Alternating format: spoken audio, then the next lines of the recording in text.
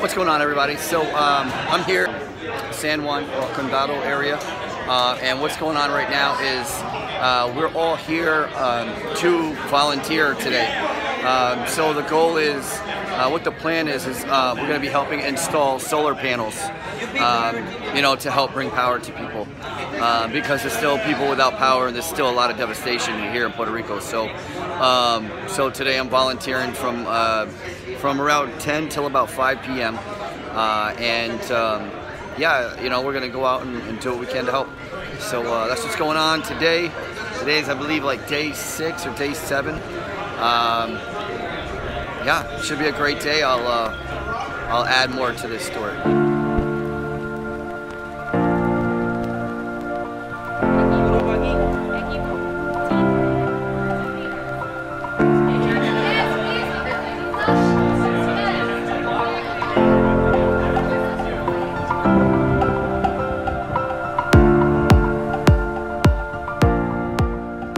The specific need for this person is that he's bedridden. He has some medical equipment that is electricity dependent, so he cannot afford to have an outage so long.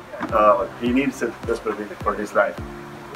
So we're going to help him put a small system dedicated to only his medical equipment and some lights for his room. So I'd like to introduce Gabriel Rivera, a Puerto Rican American patriot who's been playing a big part in the relief efforts on the island of Puerto Rico in the wake of Hurricane Maria.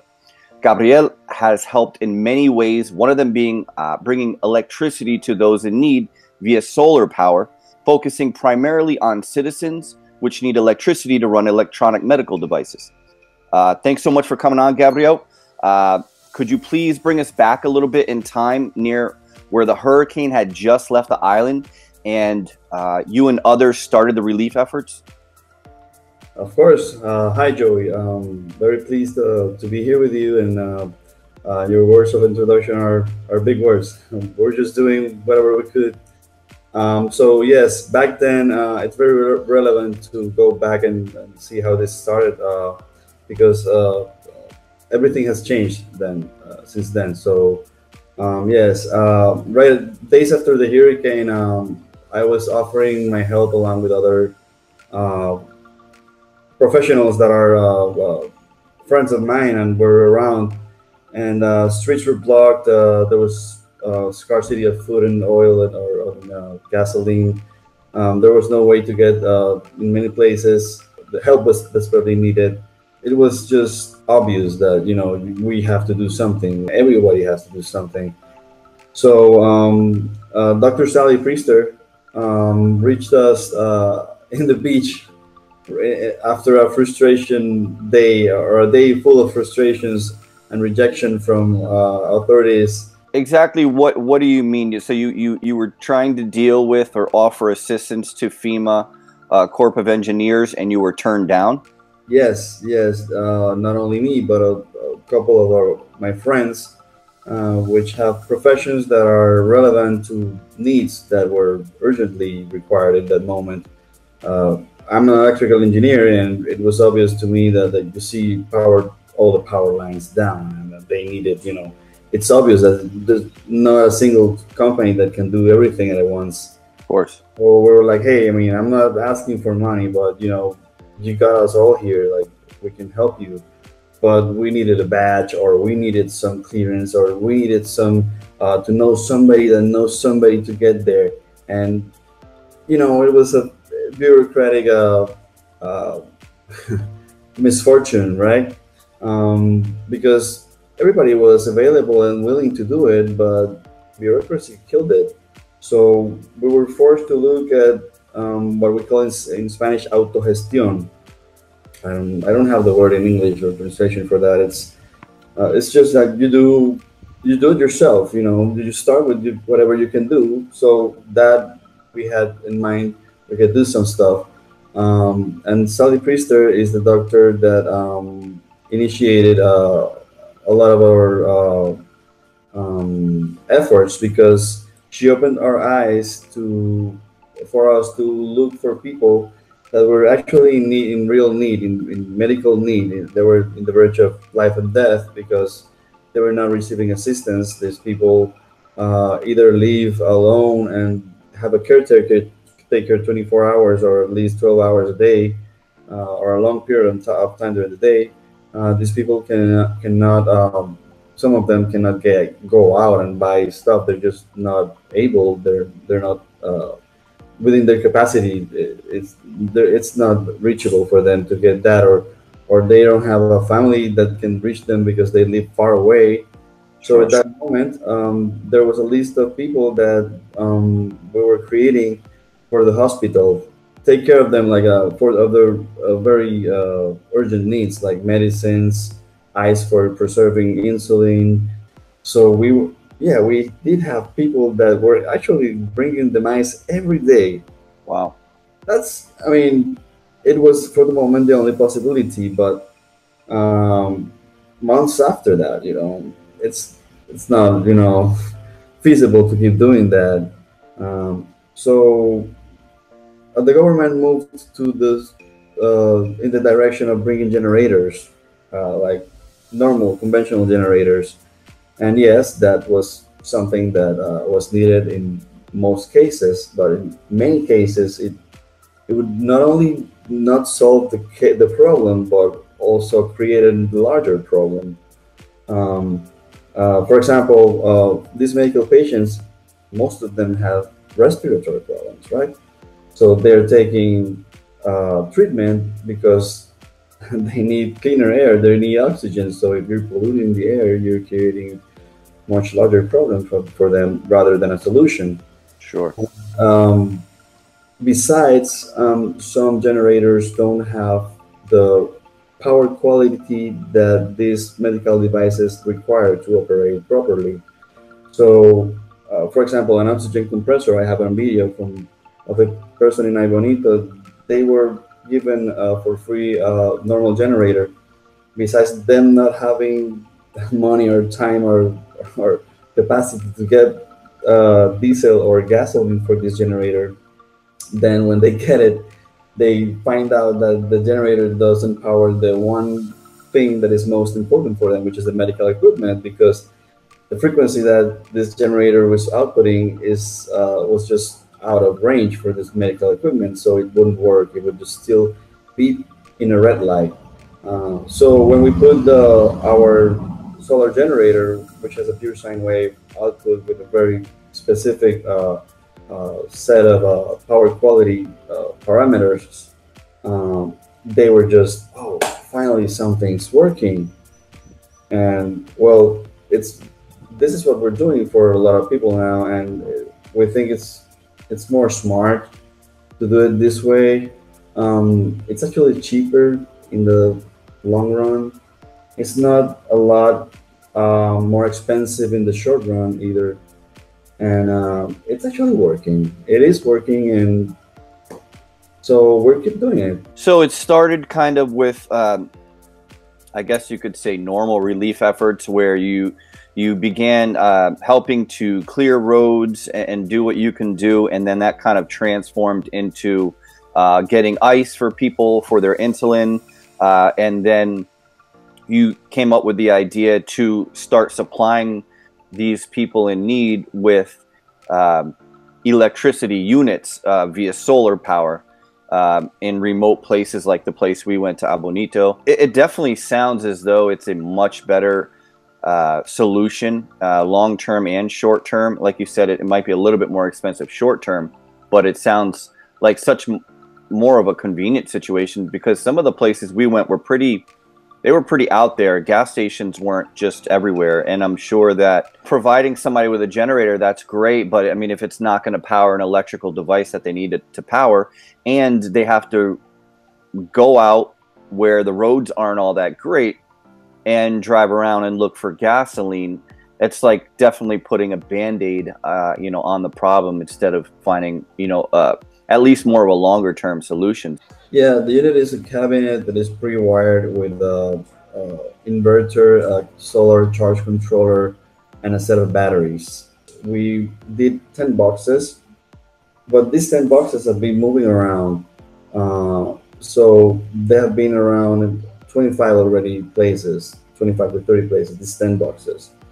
I don't like to call it an installation because it's not a permanent thing. It's True. just I just place the box, put the panel in a temporary way, and I just take it away when they have power back. How much of the island is still in need? How busy are you doing this? How much need is there for this currently? You know, maybe the best way to answer your question is with this old saying. I used to have one of the engineers that taught me in the first firm that I worked for. He worked a lot of years in Dominican Republic, and he used to say that in Dominican Republic the power doesn't go out; it comes. So it's mostly off, So and then now, it comes on sometimes. so Yeah, I can understand that. that's the situation here now. Gotcha. Yeah, I have heard about you know, the power going out quite a bit, and I've seen with my own eyes a big lack of power. So it sounds like there's still you know, a big need for what you're doing. I love what you're doing. I feel like honored to be able to even spend, you know, one day helping. It just made me want to help so much more, and I intend to, you know. So what is the name of the GoFundMe page, so that way people can visit the page and, you know, and donate a few dollars, donate whatever they can to, you know, help in getting more electricity to people's homes? It's Solar for Vital Relief Puerto Rico. But the way we're handling now, it's through Priester Foundation, because they're channeling. We don't have a nonprofit organization. We just did that to help. Sure. You know, if people want to deduct taxes, or they want to do it in a more legal or you know, organized way, they should do it through Priester Foundation. Okay. And the Priester information, can you give that to us, please? I can send it to you by email. Okay, yeah, that's perfect. Yeah, that's perfect. And I'll make sure to you know, have it in the link in the description, and I'll place it across the screen, probably like right here, so everybody can view it. But yeah, awesome. So now one last question, or maybe two or three.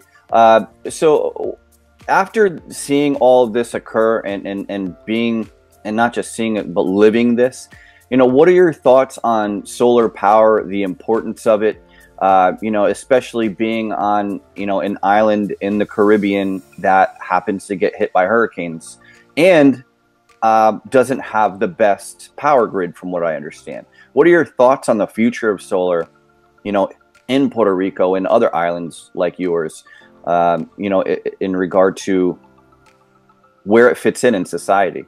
Mindsets are changing, and that's the real miracle here. I appreciate it, not only in the business side for me, because it's not that I'm making more money or I have more work. It's just that you know, it's my dream to make it happen, and now it is happening. You know, there's a way, there's chaos, there's the regulations, there's a lot of political inconveniences, but people and society here are just going for it, and it's great that it's happening. Amazing. All right. Well, I really appreciate your time. This has been great. You know, I have a better understanding of, you know, the importance of solar, especially in a place like Puerto Rico. You know, I've come in contact with people, you know, who use solar, and it's always been fascinating to me. You know, it just seems like a small investment that's just going to pay itself back. You know, it's just a matter of days. You know, but it's been nice to learn more about it, and you know, I'd love to pick your brain, you know, off camera sometime too, and learn more about it. It's fascinating, you know, and I hear what you're saying, where unfortunately, you know, sometimes people fight technology because of convenience, because of having to learn new things, having to apply themselves, and unfortunately, sometimes we're forced to learn things out of necessity, and Hurricane Maria brought, you know, necessity. So Yeah, I can't thank you enough. It's been great. Is there anything else that you'd like to finish saying? Any partners that you work with other than the Priester Foundation? Any people that work closely with you that you'd like to talk about or share? Well, besides my partner Beatriz, which is she's not here right now, but she's been here the whole time doing everything with us, and the first team, and I mean, there's so many people since the beginning that I won't have time to name people. Sure. Donors, I really appreciate all the donations, that they have been a blessing for many people. I wish you could be there in these moments where you see these kids seeing that is happening, and they're opening their eyes and, oh my God, yes, I can do this. I want to learn how to do this. So it's inspiring for some people, and in a very, very good and positive way. So thank you so much for all these blessings to everyone. And that's pretty much everything I have to say. Awesome. Well, thank you so much for your time, and I look forward to talking with you more about solar and things that you're doing for the island. So thank you very much, and we'll talk soon. Take care. This is Joey Rocket, and thank you so much for watching. It's been a great experience to be able to share this and help bring a little bit more awareness. If there's anything you think you can do to help, please do so. Get in touch with Gabriel or the Priester Foundation and offer anything you can, to help. I do believe there's less than 90% of the island with power. After going out with, and seeing with my own eyes with Gabriel, I do see there's absolutely still much more need. And, hopefully this video will reach 1 or 2 people that can do so. That would be amazing. I'll do my best to do a follow-up on everything in regard to the power on the island and Gabriel and how everything's going. So thank you so much for watching. Please share this video, and can't thank you enough. Take care.